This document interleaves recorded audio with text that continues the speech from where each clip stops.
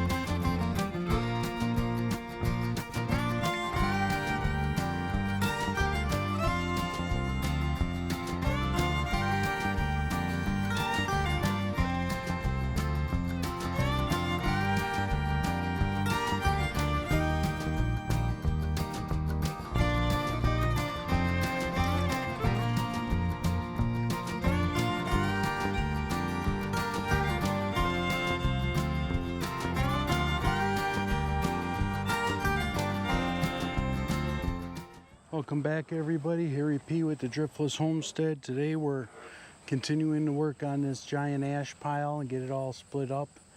We got plenty of wood for this winter. We've had more than our fair share of luck as far as picking up free wood, but with the Easton Made 1222 coming this coming year, I gotta have a big stockpile of wood so I can hit the ground running and start selling firewood on a larger scale than I am now with the roadside stand. The roadside stand is still how I'd like to do business because then I make the most money.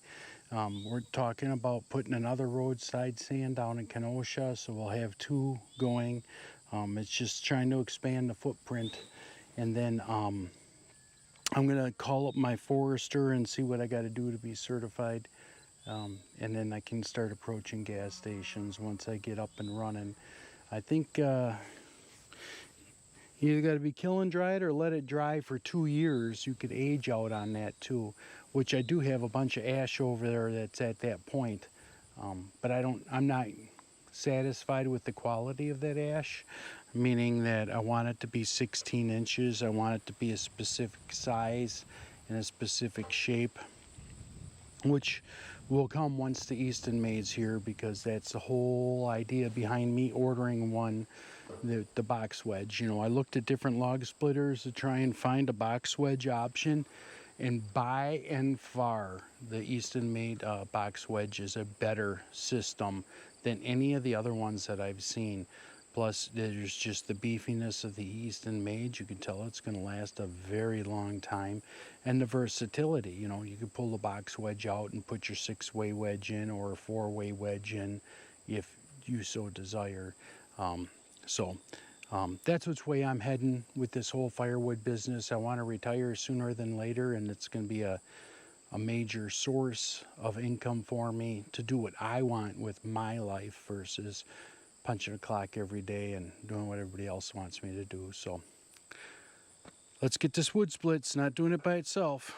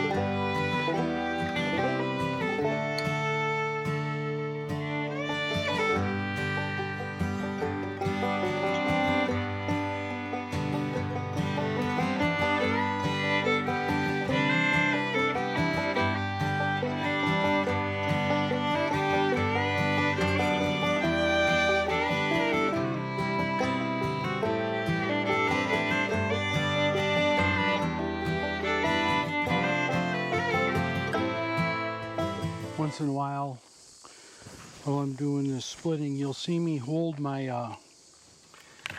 my picaroon up to the round, or to, not normally the split piece of wood, but you'll see me hold it up to the round like this. What I'm doing is checking it for the length. What I did here was I put, see this slightly black magic marker, so this one is about 16.5 inches. I put the marks at 16 inches because 16 inches plays to the one true standard in firewood, being that a cord is 4 feet high by 4 feet deep by 8 feet long. So if you divide 4 feet by 3, you come up with 16 inches. And you know, there are people who can burn 18, 20 inch, 24 inch pieces of wood, but why would you give them that extra wood for free when it's a lot of work? And most of the smaller wood burners can only take 16 inches. So why not just be part of the standard that everybody uses in a face cord or a full cord, being 16 inches deep, 4 feet high, 8 feet wide, if you're going to sell it that way. Right now I'm only selling wood by the bundle. It's $5 in the net bags. I'm going to try and get away from that real quick here. As soon as I run out of bags, I'm going to switch to a shrink wrapped bundle for $5. And I'll probably go down. Right now I'm stuffing the bags full, trying to develop the traffic flow, and for value added benefit for people using my firewood. I put a fire starter in there and a book of matches. What I'm going to go to when I go to the shrink wrap is I'm still going to put the fire starter and book of matches in there, but then I'm going to make a nice label that's going to advertise, you know, the Driftless Homestead on YouTube, and it's also going to you know, tell you that it's a 1 cubic foot bundle, you know, and compare it to anything at the gas stations. Most of the stuff I see at gas stations are 0.75. And a big gas station in Wisconsin sells it for $6.49 now. So at 1 cubic foot at $5, it's going to be one heck of a price still. Hey, real quick, I wanted to show you how I'm stacking my wood in here on these pallets. So I stack a single row on each side of the pallet and leaving a gap in the middle. And then the sun comes from this side and it's able to penetrate down here and then go across to this side. So you get sun on all sides of all the wood. And then I take, as you can see in here, I take all my off-cut pieces and I just throw them in the middle. That way when I take this wood and I use it for my own personal use, this wood, I'll burn those, you know, because they burn good. And then what I usually do, and I did not do it here, is I watched Eric from Life in the Farmland. Great YouTube channel. He used to have Firewood Friday and or Wood Heat Wednesday. One of the two. And he researched things. He had great information. Then he got sick, and he hasn't made videos in quite a while, but great firewood YouTuber. Anyway, he would put, and I got this from him, is put a stick in between those, about half to a third or to 2/3 of the way up the stack, and that way one stack ties to the other and it ties it in. I haven't been doing that. I've just been focusing on splitting the wood and getting it stacked up here. I probably should do it because as the ground heaves with the frost and everything, it'll wiggle it a little bit and it can fall. It usually does fall. I'm not very good at stacking wood. And here is my pile of oak. You can see I got my cutoffs in the middle there again. And then I put some cross stacking in between the two face cords, just so that if I take one face cord, I still know that I have another, I can use the other side as a face cord. Right there's 4 pallets lengthwise, which should be 16 feet.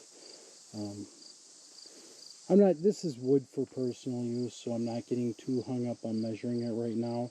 I won't start selling face cords until after I'll get to 1222 so I can start to produce more wood, and then it'll have to season after that. So the first wood I'll hit the market with will probably be ash wood and sell face cords, and then hopefully, after 1222 comes, I'll order a truckload of oak and start getting that dried right away. And then um, the ash I've got coming out of my ash here, so I'm probably going to just cut and haul it from here, and then I'll keep doing oak over at the other place and try to build up an inventory of the two and go from there. And then maybe I'll see if I can get some hickory and some cherry, and that I won't sell for heating or firewood. I'll sell that as smoking wood. So try to sell